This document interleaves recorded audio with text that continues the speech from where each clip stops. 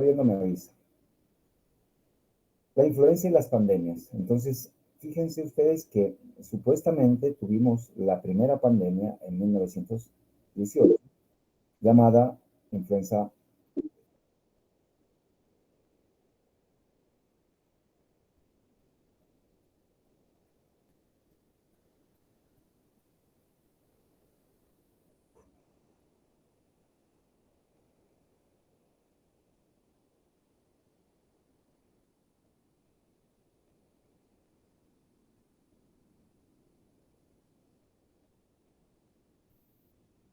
Ahora, Sí, doctor, ahora sí. bueno, gracias. Entonces tuvieron más de 50 millones de muertes en la llamada gripe española, pero ya hubo más antes, como vamos a ver si nos alcanza un video, en este tipo de pandemias que periódicamente se han ido dando en el mundo. Después apareció muchos años después, aquella vez, quiero decir, en 1918, fue la H1N1. Ya veremos qué significa H, ya veremos qué significa N, donde casi 1,5 millones de personas fallecieron en Asia con una variante llamada H2N2. En Hong Kong fallecieron casi 1 millón de personas con una variante llamada H3N2 que hasta ahora sigue.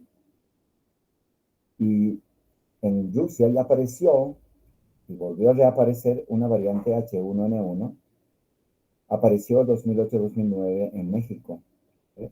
Donde hubo 18,000 muertes por la variante H1N1. De ahí a la fecha, se está esperando que aparezca una nueva pandemia de influenza. Y se esperaba que llegue desde Asia, antes de que llegue a partir de México, pero de Asia llegó el COVID.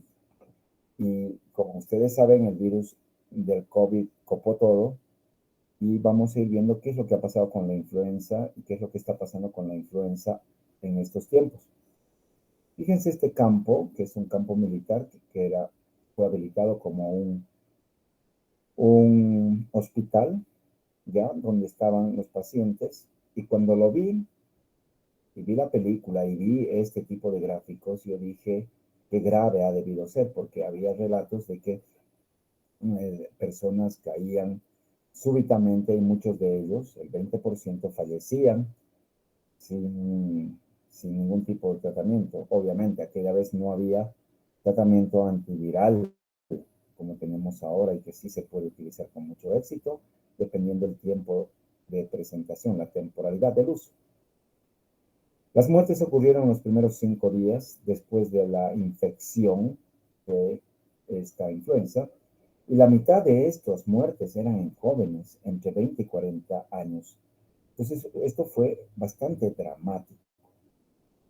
Se sabe que la influenza pertenece al grupo ortomixoviridae del género influenza y hay 3 tipos, el tipo A, el tipo B y el tipo C, de los cuales producen epidemias el tipo A y el tipo B. El tipo C no lo es.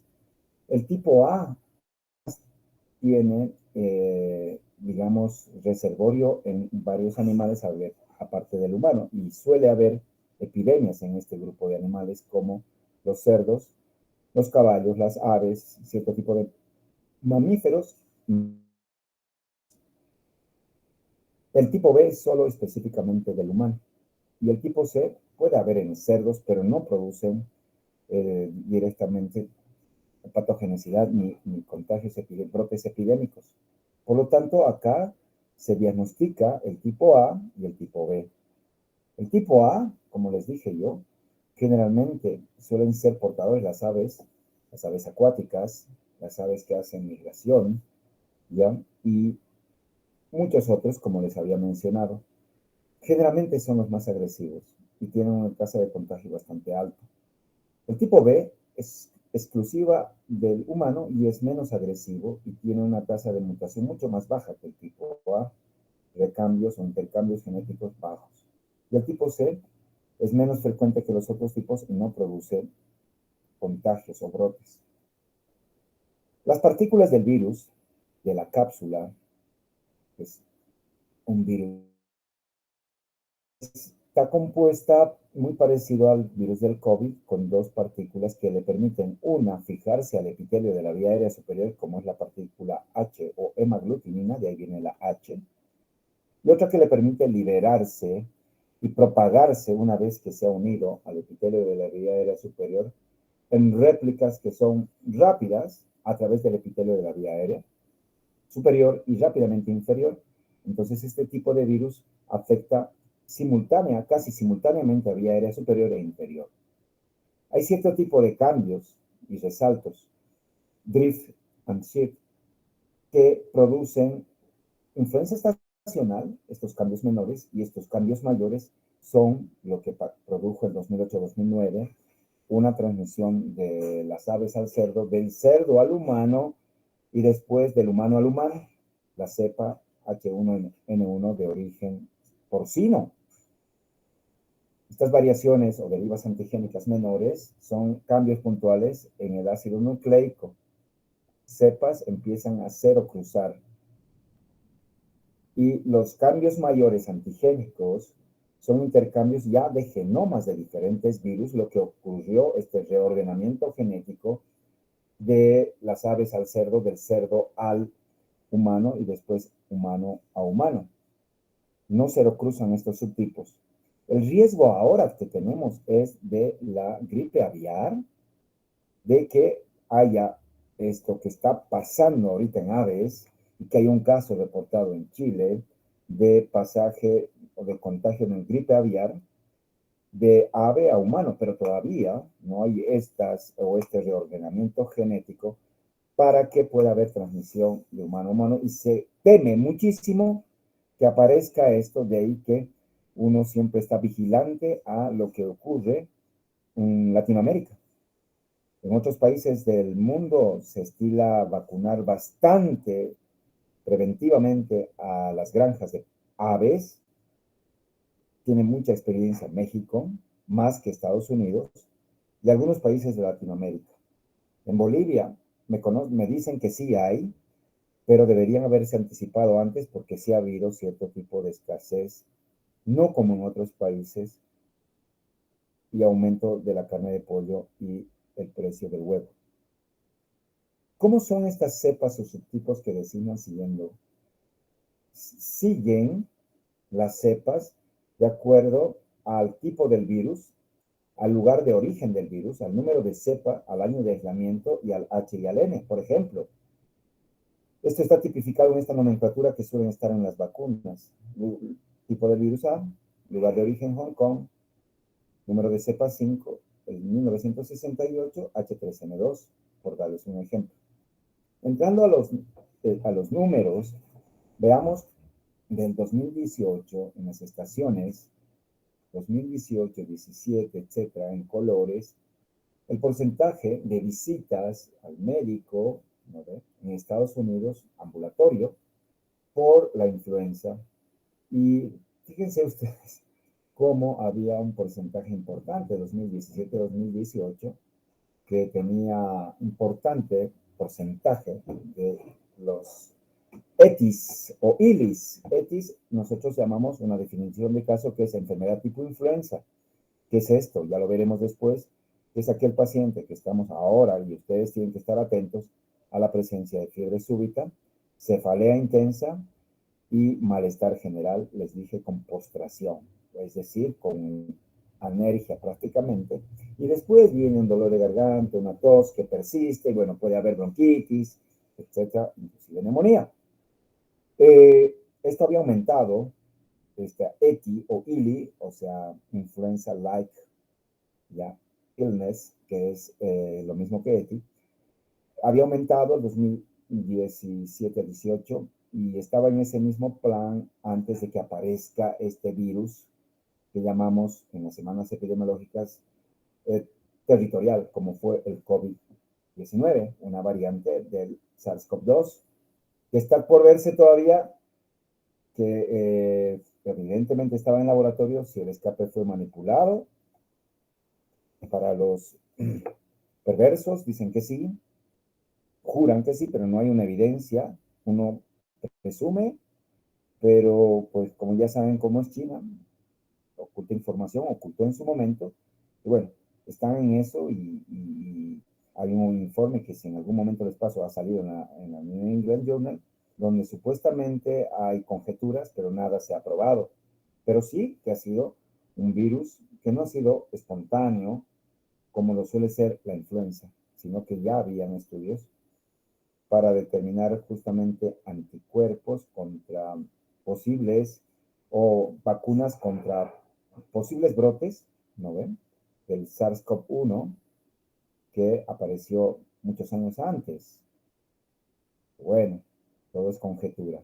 Hablando de la influenza, fíjense ustedes, estas estaciones, en estas semanas de brotes epidemiológicos de mortalidad infantil, cómo había elevación, sobre todo esta 2017-2018. 2018-2019 había un poco menos en estas semanas epidemiológicas y el 2019-2020, caramba, ya tanto las muertes reportadas y empezaron a bajar y se cortaron abruptamente. Fíjense ustedes, de acuerdo a países, los gráficos, bueno, esto está hasta el año pasado, no tuve tiempo de actualizar este año, pero vemos este periodo 2020-2022 donde se quedó inhibida la influenza en todos los continentes. En rojo vemos acá que hay una inhibición de reportes, de brotes que normalmente se venían dando en las semanas epidemiológicas frías de los continentes diversos. ¿Por qué? Por esta situación que yo les he hablado, que no he tenido mejor palabra, y así lo definen los infectólogos y epidemiólogos, de territorialidad del virus en la comunidad. Aquí se ven algunos gráficos de reportes semanales, esto ya entrando al 2002, donde empezaron a ver, 2022 quiero decir, ya algunos brotes de flu, ¿ya? Pero muy pocos y sin sitial respiratorio. Y si ustedes han escuchado la palabra tripledemia, eso es lo que se va a venir para meses más fríos. Ahora todavía estamos empezando con amplitud térmica, que es característica de la reaparición de la influenza, de otros virus, para influencia en la comunidad. Sin embargo, en el invierno va a empezar el sincitial respiratorio. Entonces vamos a tener, como que ya estoy viendo, hoy mismo he visto una variante silenciosa de COP ambulatoria, he visto un paciente que ha fallecido con neumonía severa por influenza, ya sin vacunas, y el sincitial respiratorio va a venir a complicarnos más en los meses invernales. Ojalá tuviéramos la vacuna para el sincitial, que es una de las cosas que se propone para las regiones, que no hay, pero sí tenemos la vacuna del SARS, no tenemos la vacuna trivalente o bivalente, perdón, pero como mínimo deberíamos tener tres. Y es un pensar muy personal que la cuarta dosis es un saludo a la bandera en la comunidad en general y que sí ayuda a los pacientes inmunosuprimidos y tal vez al personal de salud, porque son hechos de virus fundacionales, es decir, no Omicron, y no cubren la severidad, la muerte y la hospitalización por neumonía de las variantes Omicron. Pero igualmente hay un tipo de reforzamiento de inmunidad celular por estas cepas fundacionales, pero la opinión que tengo es que la cuarta y lo que presumen la quinta es simplemente para agotar stock de la vacuna que supuestamente nos tendrían que colocar y que personalmente no lo voy a hacer.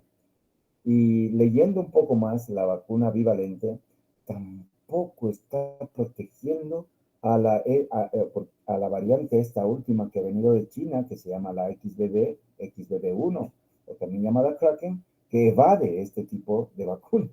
Por lo tanto, creo que nos quedamos con tres, los que se han hecho poner cuatro, y vamos viendo qué es lo que pasa. Lamentablemente les dije yo que creo que ni la mitad de todos los bolivianos tenemos tres dosis, que es lo que define a un inmunizado completamente con tres dosis, ¿no? La OMS. ¿Cómo se presenta este virus de la influenza? El virus es eliminado activamente, igual que el COVID, y creo que algo hemos aprendido, muy poco en algunos, cómo se transmite este virus. En las calles, muy poco se transmite, se transmite de persona a persona con la sana distancia, que son menos de 2 metros, ¿no ven?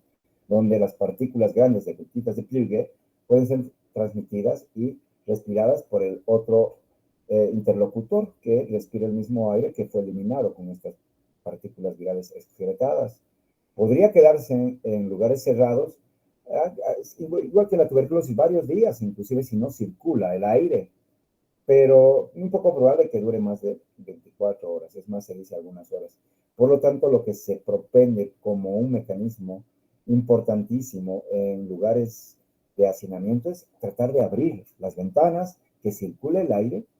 Muchos en las universidades de Estados Unidos, México, etcétera, y países latinoamericanos tienen medidores de concentración del monóxido de carbono, dióxido de carbono, perdón, en la atmósfera, donde a partir de 6.000 partes por millón sería un dintel de riesgo. Entonces tendríamos que tenerlo más bajo, para lo cual, si estamos con dinteles de 6.000 partes por millón, tendríamos que utilizar en un lugar cerrado un monitor como un reloj,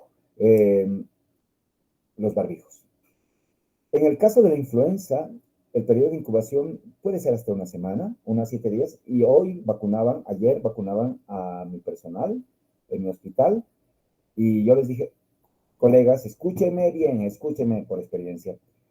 En esta semana, si ustedes desarrollan la influenza y les da positivo el test, no es por la vacuna.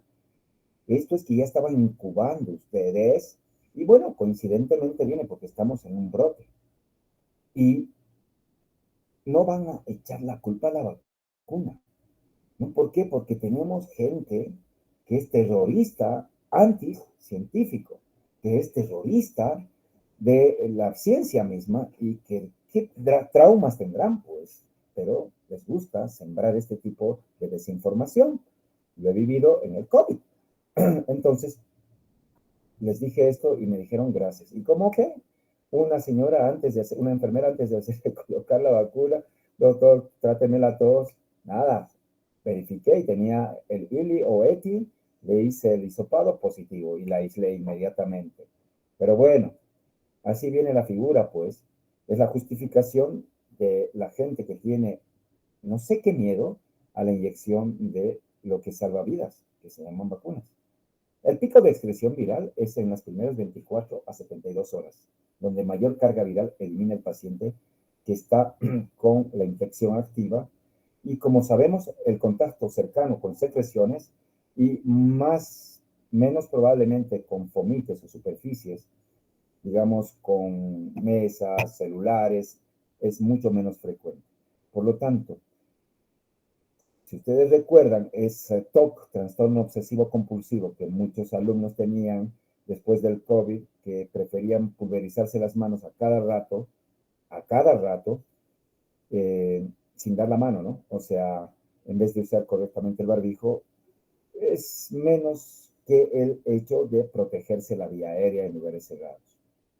La infectividad es que podemos tener de 100 a 1000 partículas virales excretadas con cada estornudo y así se logra esa cantidad de centenas y millares de partículas que son eliminadas a la atmósfera. Se ha podido ver en estudios de investigación. Entonces, persona a persona, gotitas de menos de 5 micras pueden llegar a más de 1 metro de distancia, el contacto indirecto, lo que a veces nebulizamos a nuestros pacientes, que se prohíben pandemias o procedimientos como broncoscopías, espirometrías, tenemos que tener muchísimo cuidado. Cuando hablemos de COVID vamos a ver qué procedimientos se han proscrito, a veces con un excesivo temor, pero se hizo de esta forma, por ejemplo, una traqueostomía.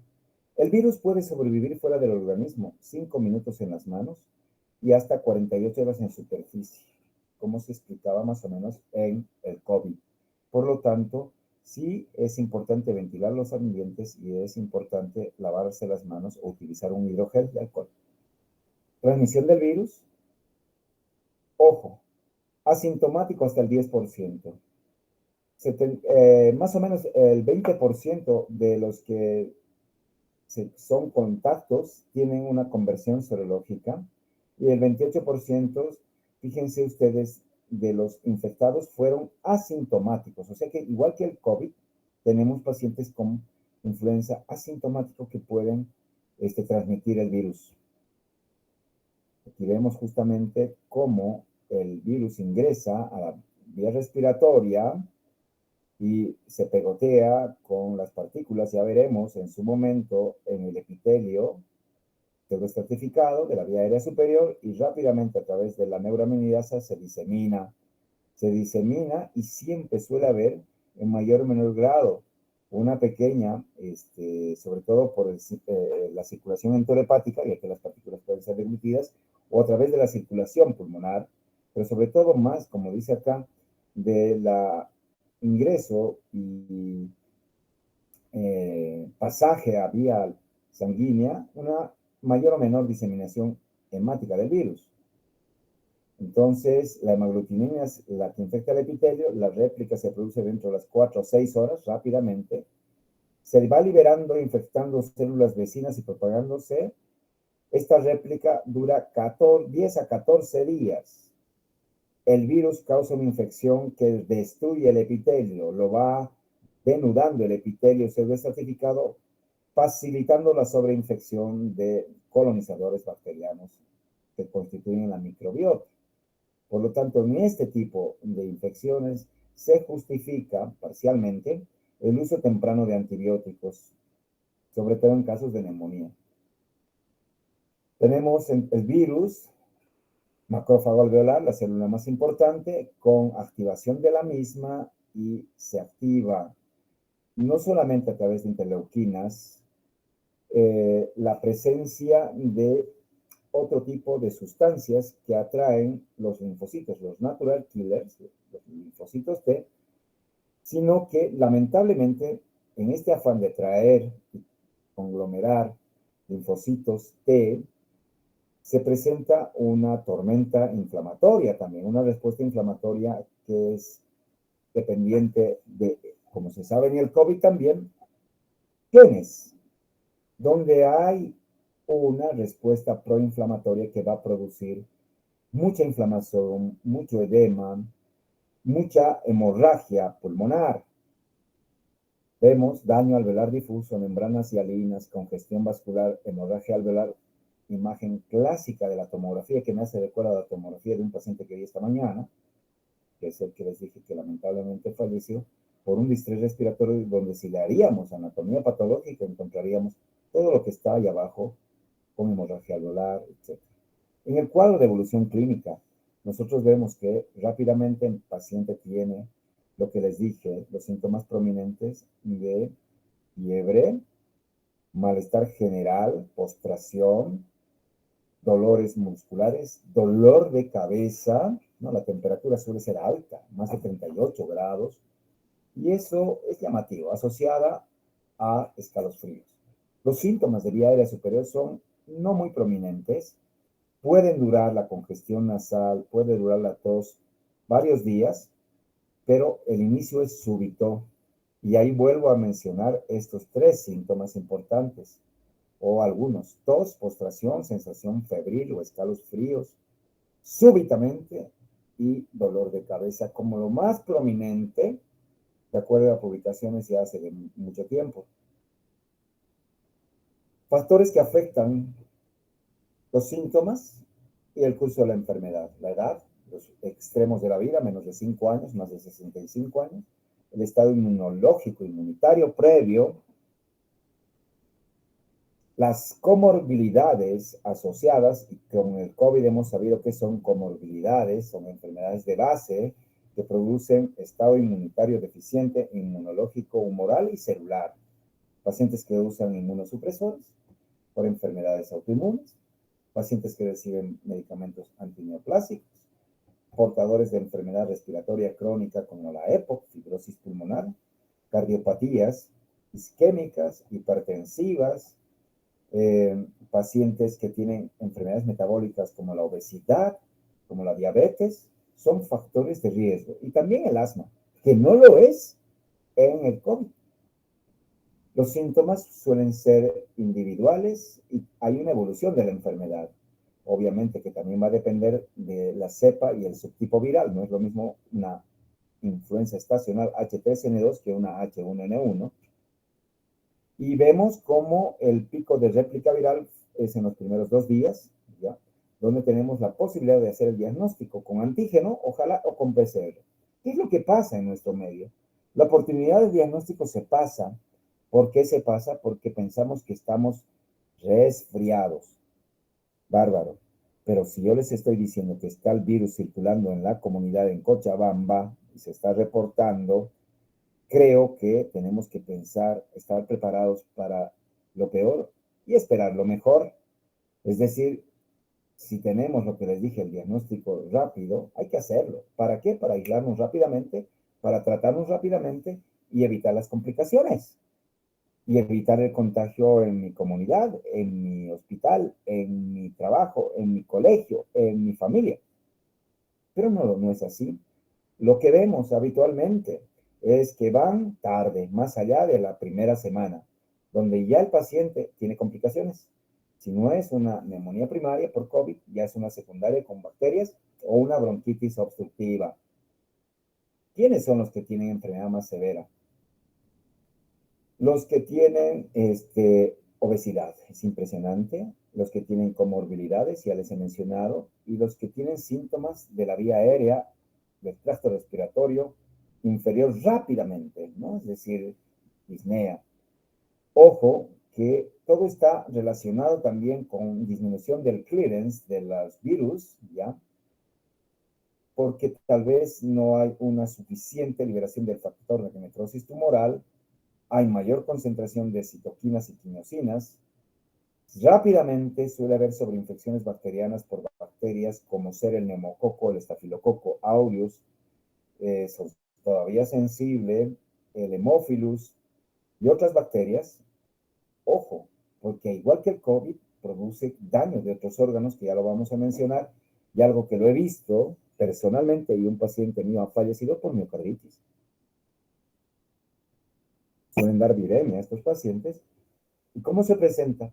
La forma clásica, ya les he hablado de esa presentación súbita. Hay una forma fulminante que se presenta habitualmente en las pandemias, y aquí hemos tenido algunos brotes, 2014, 2016. Hemos tenido que cerrar el hospital donde yo trabajo y la prensa ha ido a decir que el brote era en el hospital. Y yo les decía, no es en el hospital, es en toda Cochabamba. Lo que pasa es que estamos trabajando bien acá. Y claro, hay muchas anécdotas al respecto, para lo cual quisiera que puedan echarle una mirada a la película de Physician, el doctor, que es bastante inspiradora, donde, pues ya les contaré cuando hable de COVID, es algo realmente brutal lo que ocurre. Por lo tanto, como les dije a un principio, soy benemérito de la guerra, de la pandemia, de la gripe, del COVID, de la tuberculosis MDR, y empecé con el VIH, empecé con el cólera. Bueno, he pasado varias. Neumonías virales primarias, este tipo de distrés en la primera semana. Pero también se puede dar en la segunda o tercera semana neumonías que vienen de aspecto bacteriano, no sé, por esta destrucción del epitelio, ¿no? Por una sobreinfección secundaria, y que claro, cuando uno hace la anamnesis, habitualmente encuentra de que estaban resfriados, entre comillas, 1 o 2 semanas previas. Las complicaciones, aparte de estas neumonías virales primarias, que generalmente han sido por el H1N1, las bacterianas, son en pacientes de riesgo exacerbación de asma, y lo que tuve hoy, un distrés que realmente fue crítico y mortal, con una insuficiencia cardíaca que empeoró la situación. Las bacterias que sobreinfectan, según algunas publicaciones, suelen ser hasta un 30%, dentro de los cuales están el Streptococcus pneumoniae, el Staphylococcus aureus, el Haemophilus, pero cuidado con los Streptococcus piógenes y mitis, también están presentes. Ya veremos qué antibióticos vamos a usar. Complicaciones extrapulmonares, todas las que ustedes ven, la he visto. Hemos visto síntomas generales desde datos posibles de encefalitis, convulsiones, meningitis y Guillain-Barré. Claro que sí. Mielitis transversa también. Las pancarditis, miocarditis, pericarditis o exacerbación de una insuficiencia cardíaca que he visto hoy. Paciente con marcapaso, además del distrés, ha hecho un EAP, un edema agudo de pulmón característico. Respiratorias, siempre las vías aéreas superiores, la otitis media y la sinusitis, presuntamente bacteriana, presentes. Pero de las neumonías virales en la primera semana y secundarias en la segunda. Exacerbación de enfermedades obstructivas de base. En el embarazo hay muchas complicaciones que incluyen mortalidad perinatal, incremento del riesgo de prematuridad, ¿ya? El riesgo de menor nacimiento de peso al nacer, bajo peso al nacer, bajo talla al nacer, miositis, rabdomiolisis, claro que sí, fatiga, mialgia, gastrointestinal, náuseas, vómitos, hepatitis, sobre todo tener cuidado en la hepatitis B cuando se da aspirina por el síndrome de Rayet, que lo vamos a hablar luego, y tenemos también otro tipo de síntomas molestos que no son realmente complicaciones. Las más graves, las neurológicas, convulsiones, encefalitis, meningitis y Guillain-Barré, pero sí hay Guillain-Barré, tanto por influenza como por COVID. ¿Cómo diagnosticamos? Primero tenemos que ver las semanas epidemiológicas de presentación. Si el virus está circulando, ya es fundamental, la epidemiología es clave. La clínica, el ILI o ETI, que ya veré después, es clave. En el caso de neumonía, que a mí me compete, la imagen, la tomografía, también es clave, y confirmación virológica también es clave. ¿Qué hacemos? Hacemos rápidamente un antígeno nasal, ¿no? Por inmunocromatografía, que es lo que tenemos a mano, deberíamos tener a mano, que además de hacer diagnóstico de influenza, te puede hacer diagnóstico de otros virus, dentro de los cuales está el COVID. Y puede haber a ambos en un solo paciente. Claro que sí, hay reportes, ¿no es así? De que un paciente está cursando con las dos virosis. Eso te diagnostica tempranamente con una sensibilidad, que ya la voy a mencionar, bastante importante, y especificidad, ni lo duden, de contrapositivo. Nos sirve para hacer un screening, claro que sí, y habrá que confirmar qué variantes son, porque este antígeno te permite decir si es antígeno de A o B, pero no te dice qué subtipos hay, para lo cual tendrás que hacer una PCR en tiempo real, que suele tardar algunos días. Cultivos no se hace, tarda, cultivos virales en 7 días, y anticuerpos, caramba, anticuerpos sale después de la primera semana, son muy tardíos, solamente te sirven para decirte que sí tuviste la infección. Ahí está, digamos, el tiempo de realización de los antígenos, de la PCR, del antígeno, la prueba rápida, el tiempo que dura, es rápido, ¿no? Es decir, lo haces en menos de, en 20 minutos lo tienes el diagnóstico, menos de una hora. El tiempo de realización de una PCR dura 3 días habitualmente. Cuando ya ha pasado la oportunidad de darle el aborto de la diseminación del virus con el antineuroaminidasa o celtamivir, el aislamiento viral que no se hace en nuestro medio dura 15 días. La sensibilidad baja de acuerdo a la prueba rápida o el antígeno, pero la especificidad es alta. La PCR necesitan equipos especializados, mucha experticia y, obviamente, una infraestructura especial. Quiero dar curso a estas fotos que le he sacado el profesor, donde tenemos estos kits de pruebas que sirven para la flu A y B, pero hay antígenos tipo combo, que además de servirte para el A y B, te puede ser para la flu y para la tripledemia, el virus sincitial respiratorio. O inclusive te puede servir para hacer otro tipo de virus como el adenovirus. La sensibilidad, de acuerdo al fabricante, es importante, y la especificidad más alta todavía para los antígenos cuando son realizados en el tiempo, en la temporalidad de los 3 primeros días, a 5 máximo de inicio de síntomas. Pero si lo haces después ya pues baja, ¿no? Y para las influencias es igual, un poquito menos sensible para la B que para la A, pero sí es importantemente la sensibilidad de estas pruebas cuando el test está bien hecho. La variabilidad de la muestra para el diagnóstico, ¿no? Aquí tenemos justamente cuál es la oportunidad de encontrar el virus Cuando ya pasan 5 días, la oportunidad de encontrar el virus es posible, es imposible, solamente anticuerpos. Retrospectivamente, creo que no sirve solamente para decir, tuviste influenza y esta es una complicación de la influenza. Los patrones radiográficos se distinguen un poco del COVID, pero son neumonías realmente atípicas porque son bilaterales, no son focos de condensación únicos. Rara vez se ven, como se ve en esta tomografía, con un patrón en pavimento loco, con broncograma aéreo en un segmento de la língula, sino que generalmente son parches infiltrados de tipo intersticio acinar, vidrio despulido, relleno alveolar, o sea, intersticio acinares, coalescentes es que se unen, iliofugales más cercanas al ilio, pero también con datos de compromiso periférico que pueden llegar a el distrés. Distrés es el pulmón blanco. Aquí tenemos casos que tuvimos en la epidemia del hospital 2016, paciente con infiltrados múltiples bilaterales, otro paciente, este paciente está intubado, el mismo que evoluciona mal, infiltrados y estresantes, y la tomografía muestra estos parches con presencia justamente de este tipo de imágenes, acá, broncograma aéreo, que no necesitan ser bacterianas. Algo que debemos, y hablamos siempre, es que la presencia de estas consolidaciones o condensaciones con broncograma aéreo no es exclusiva de las bacterias, sobre todo a los médicos que son pues ágiles para recetar antibióticos para infecciones virales, pero difíciles de prescribir antivirales o de pedir estudios para los virus. Peor de vacunarse ellos mismos.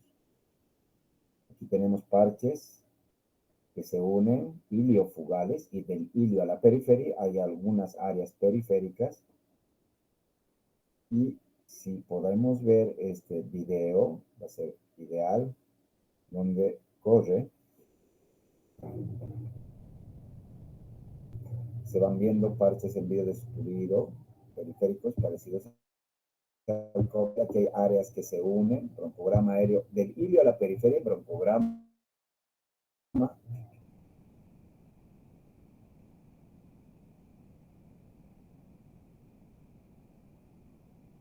extensión típica en brote epidémico. Esto es influenza hasta que nos demuestre lo contrario. ¿Cómo se trata la gripe o influenza? Hay que ver esto un poco para hablar nomenclatura correcta con nuestros familiares. No, no, no, es una gripa nomás, dicen, ¿no? O gripe nomás. Bárbaro, nomás. Sí, normalmente puede pasar en a 2 semanas el malestar, la tos, el virus se elimina en un porcentaje importante, pero hay un porcentaje de pacientes que las pasa mal, que siguen con tos, que hacen neumonía y se mueren. Entonces, al dar en el target es darle antivirales, ¿no? Específicos. Gracias. Como ha habido tanta desinformación, inclusive médicos siguen dudando de los celtamivir, porque hay estudios metaanálisis que hablan de su supuesta ineficacia. ¿Y dónde no se dice la verdad? En la temporalidad del uso, igual que en el COVID. El remdesivir se empezó a utilizar en la fase neumónica para adelante, cuando en realidad ahora, desde hace más, ya van a ser 2 años, con muy buena eficacia, se utiliza en la primera semana. Si utilizas tempranamente, prácticamente evitas todo el proceso inflamatorio, toda la tormenta de citoquinas al inhibir la réplica del virus. Pero hay que saber diagnosticar tempranamente. Entonces, el tratamiento sintomático, hay por ahí, y antibióticos, obviamente, cuando hay evidencia de neumonía, sí se puede acompañar. ¿Cómo hacemos entonces todo esto? Hacemos de que diagnosticamos un ETI o ILI, Influenza-like illness. Es toda persona que presenta fiebre, más de 38, bruscamente, de un rato para el otro, cefalea, malestar general, postración y puede acompañarse de tos o dinofagia. Este paciente en esta temporada es un ETI, enfermedad tipo influenza. ¿Qué es IRAC? Es aquella infección respiratoria aguda y grave que además de todo el ETI se acompaña de insaturación de oxígeno, de dificultad respiratoria, con caída de la saturación de oxígeno. Y tenemos este algoritmo que es fantástico y que lo vamos a ir desglosando, donde está presunto ETI, presuntivo epidemiológico, se hace un llenado epidemiológico. Este presuntivo lo hemos utilizado y realmente muy bien en nuestro hospital en Cochabamba, en sus épocas, y ahora no sé qué pasa. En vez de haber aprendido mucho, parece que nos hemos saturado y estamos burnout en mi hospital. ¿Qué será si mi hospital está así? ¿Qué será en otros hospitales? Me han contado que va una lágrima. Tenemos pacientes con el ETI que hacemos rápidamente el test, ¿no ven? Y a este paciente, si no tienen IRAC, es una cosa.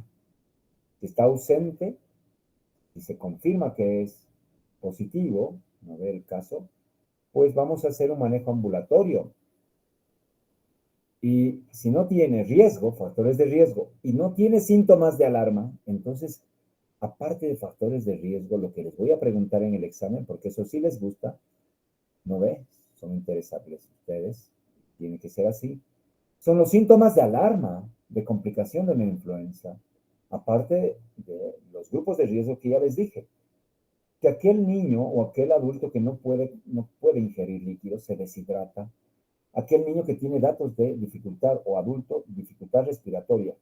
Acá es diferente de la COVID porque la COVID nos engañó. Había la hipoxemia silenciosa. Acá sí se presenta rápidamente tiraje subcostal, supraesternal, suelen tener tipo asma, estridor, respiratorios sibilantes en la expiración, un esputo que puede ser purulento porque hay denudación del epitelio temprano. Y una cosa que es importante ver es el cambio del estado mental. El paciente muy irritable o somnoliento o confuso es un paciente de riesgo y eso tienes que estar atento.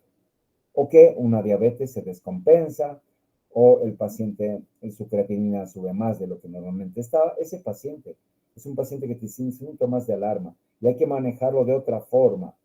Pero en el grupo están los grupos que no tienen síntomas de alarma, no tienen grupos de riesgo y hay que hacer manejo domiciliario, no tienes por qué internar a ese paciente, ¿no ve?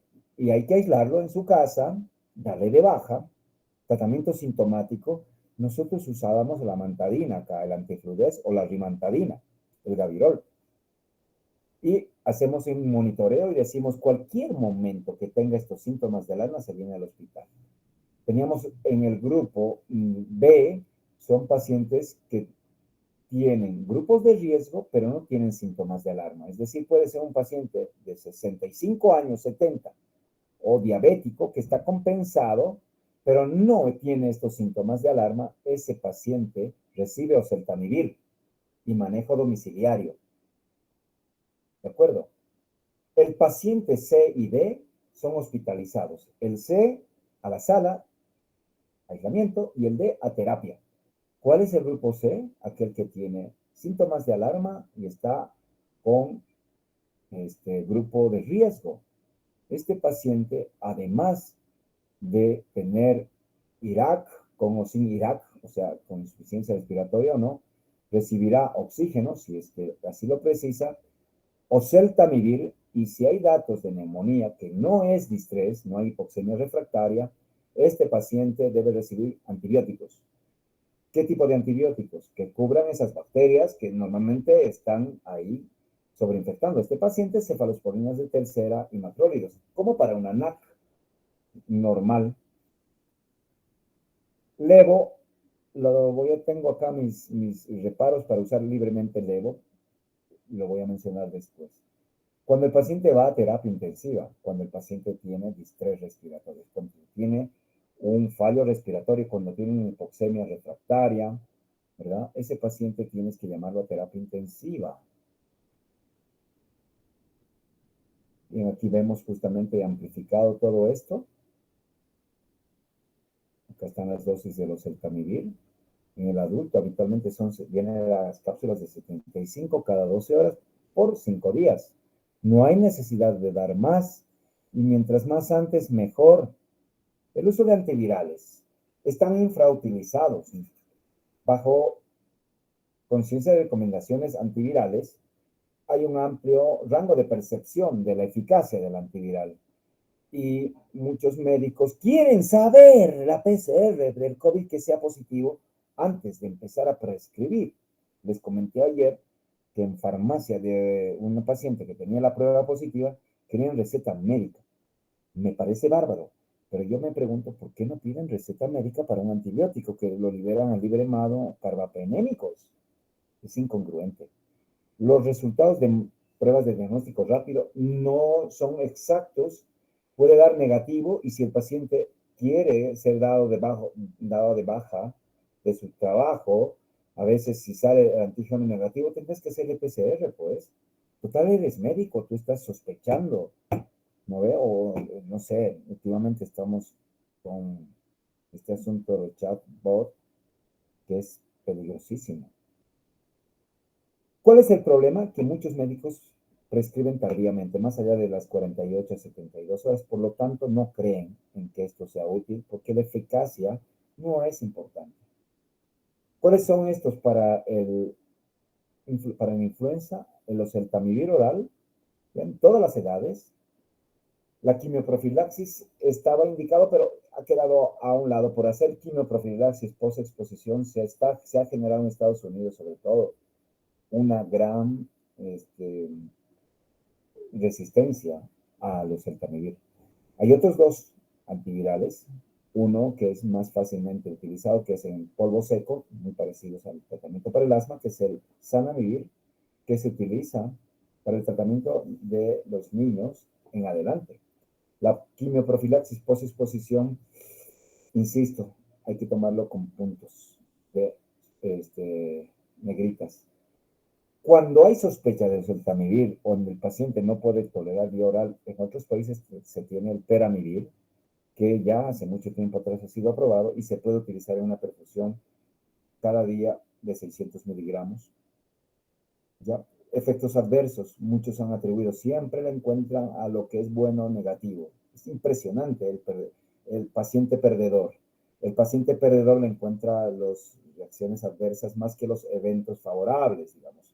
Riesgo-beneficio.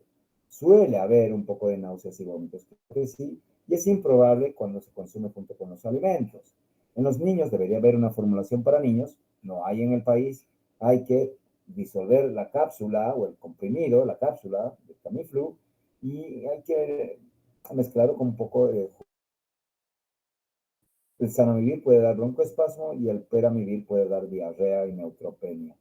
Entonces, cuando usamos oseltamivir, tiene que ser temprano, porque comparado con placebo no hay donde se pierda en la bajada rápida de los síntomas y también de la carga viral. Por lo tanto, el tiempo de la enfermedad baja importantemente. Testigo soy yo que me dio y tomé y a las 8 horas estaba casi sano. Bueno, y esto se puede ver en el epitelio de la vía aérea, como al ser un antineurominidasa, cuando es precoz se evita esto que llamamos incendio o deforestación o destrucción del epitelio, que facilita la sobreinfección y la propagación del virus cuando se utiliza tempranamente. Fíjense, acá hay algún tipo de experiencia cuando se utiliza el oseltamivir en lo que respecta a cantidad del virus, ¿ya? Comparado con placebo. El timing es clave, entonces, para que esto sea eficaz. Y les estoy dando claves, ¿no? Porque cuando ya ha pasado más de 5 días, el oseltamivir probablemente no sea tan útil. Igual lo vas a dar, pero no va a ser lo mismo. Ya cuando se ha desarrollado la neumonía, no funciona. A ver, veamos esta revisión, este metaanálisis, donde mortalidad, hospitalizaciones, neumonía y complicaciones cardiovasculares y otitis media aguda en pacientes que utilizaron oseltamivir tenían mucho menos riesgo que aquellos que no lo usaban. Reduce la mortalidad, reduce los efectos severos, no es así. Por lo tanto, hay que ofrecer lo más antes posible a los niños y a los adultos. Y en ese algoritmo que los he presentado, cuando uno lo tiene en la cabeza, pues inteligentemente puede ser utilizado. Lamentablemente, no hay el criterio, pese a todo lo que les he mostrado, y ojalá pueda alcanzar a mostrarles un video, de lo que ha producido y produce la muerte directa o indirecta de este virus antes del COVID. Dosis en menores de un año, menos de 3 meses, de 3 a 5 meses y de 6 a 11 meses cada 12 horas de los Eltamivir en formulaciones en suspensión.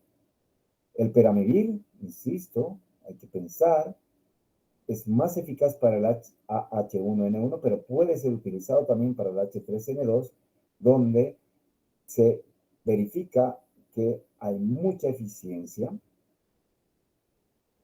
Fíjense aquí la actuación del peramivir para el H1N1, para el H2N2, para el H3N2 y para la B. Es decir, peramivir es fantástico. O sea, el tamivir es fantástico, es mucho más fantástico para el H2N2, para el H3N2 y para la B.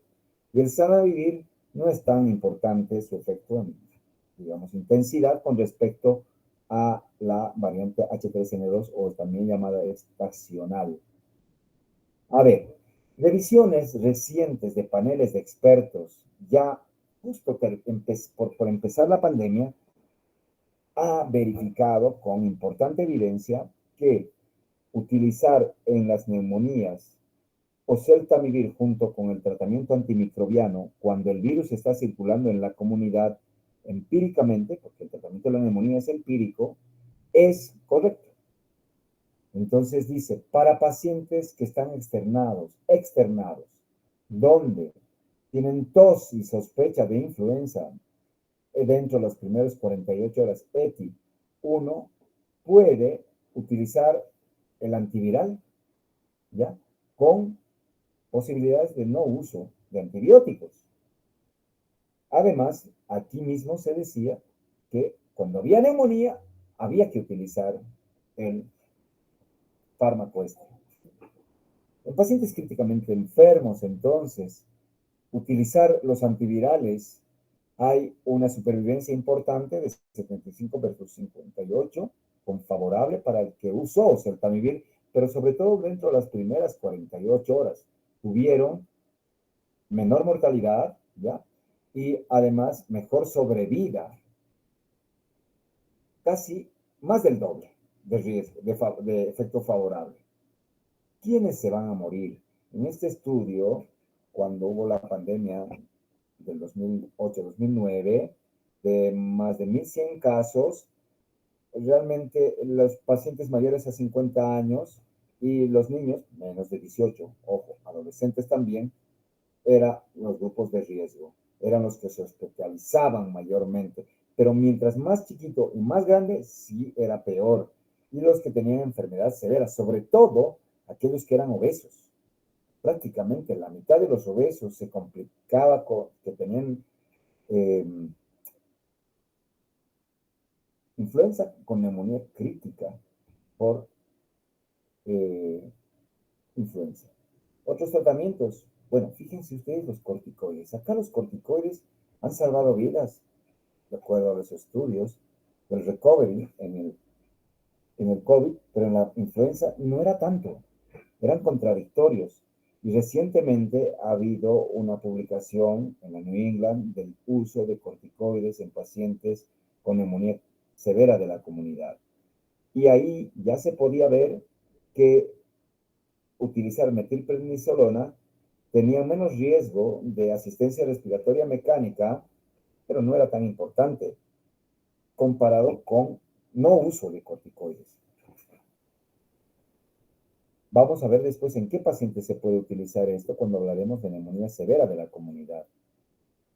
Aquí está el oseltamivir, su mecanismo de acción, antineuraminidasa, hay resistencia, sí, se puede ver resistencia, y lo que decía ayer de los adamantanos, amantadina y rimantadina, lamentablemente en Estados Unidos ya no se debe usar. ¿Por qué? Porque hay mucha resistencia. En nuestro medio, con tristeza les debo decir, que se lo ha utilizado como un anticatarral, como un antigripal, ¿no? El antifludes, y creo que eso podría haber generado, no tenemos estudios, resistencia. Por lo tanto, cuando uno tiene paciente confirmado, le cuesta dar adamantanos sabiendo que tienes la opción de poder utilizar un mejor eh, antiviral. Novedades en el tratamiento. Hay nuevos, claro, el Sofluxa, el Vallovaxir Marboxilo 2040, inhibidor de la endonucleasa del virus, con una sola toma por día en las primeras 48 horas, una dosis, tiene un efecto importantísimo de inhibir la réplica del virus y tener una eficiencia importante en el tratamiento.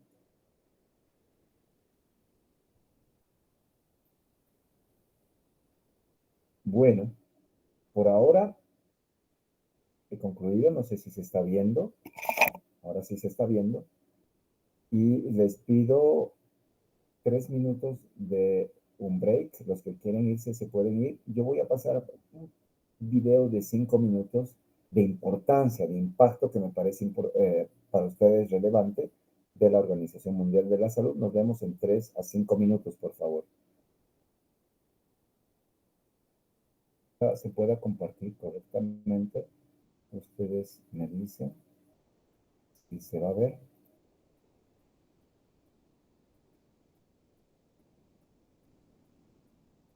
¿Se ve? Si está muy fuerte, me dice está muy fuerte o está muy débil, muy débil.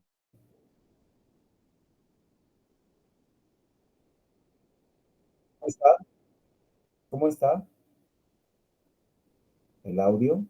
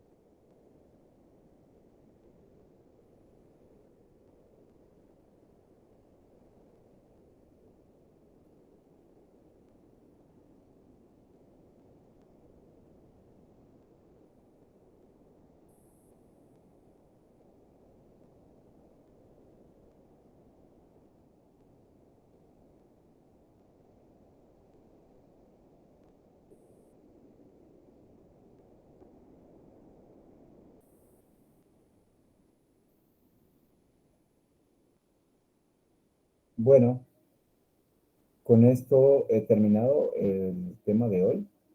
¿Ya? Si tienen alguna pregunta. Sí, doctor.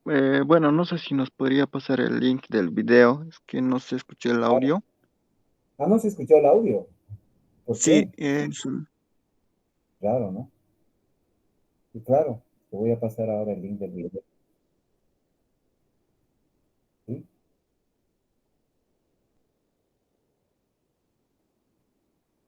ok, lo voy a revisar en el... Sí, está en la página de la OPS, OMS, por si acaso. Pero es todo un resumen de lo que hemos hablado, ¿no? Con respecto a la vacuna y quiénes deben vacunarse, todos. Antes habían preferencia y estratificación de grupos de riesgo, de mujeres embarazadas, personal de salud, niños de 6 meses a 100 años, y sobre todo comorbilidades de riesgo, pero ahora se prefiere para que el virus no circule tanto en la comunidad hacerlo todos desde los 6 meses en adelante, es decir, sin mayor tipo de preferencia. Y los meses que deberían vacunarse, este mes se ha adelantado el brote, ya está circulando más antes de lo que se esperaba, probablemente porque bajó la incidencia de COVID y ya deben vacunarse la gente. Generalmente es un mes antes de que empiece el verdadero invierno. Pero si ya está circulando, me parece que mientras más antes mejor. Es el tiempo de la vacuna de la influenza y es anual. ¿Alguna pregunta más?